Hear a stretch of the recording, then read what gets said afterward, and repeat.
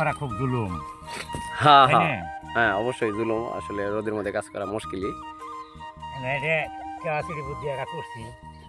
আগে বানালাম কলার ঢঙ্গল দিয়ে, কলার ঢঙ্গল সেট করে গুল করে।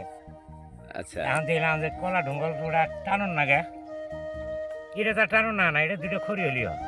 হ্যাঁ আচ্ছা, দুটো খড়ি দিয়ে বানাইছি। দুইটা দুইটা খড়ি লাগছে, হ্যাঁ মানে কাঠি সিস্টেম করে দুইটা হ্যাঁ, কাঠি। এই যে দুটো খড়ি আছে, ও এই আচ্ছা যে আচ্ছা, দুটো খড়ি, একদম সহজ বিষয়, একবারে কোনো ইয়া নাই, ঝামেলা নাই। দুটো খড়ি।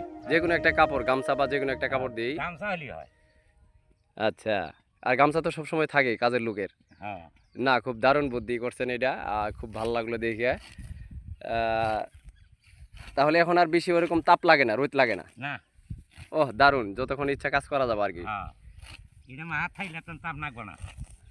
আচ্ছা আচ্ছা, তো প্রতিদিনই এই অবস্থায় মানে হ্যাঁ, কাজ করেন প্রতিদিন এইভাবে? ধান ওই দুটো ঠানি বানাই। ও আচ্ছা আচ্ছা, এই দুটো খাই। তাহলে এটা যে কেউ করতে পারবো চাইলেই, হ্যাঁ, সহজ একদম। ঘুরটি নালে বানান নাকি?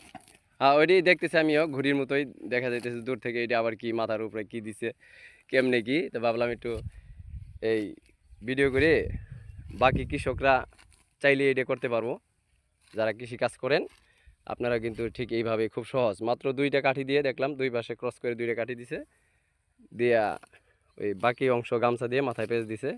বাহ দারুণ, কোনো ভেজাল নাই, কোনো ওজন নাই, খুব সুন্দর কাজ করতেছে।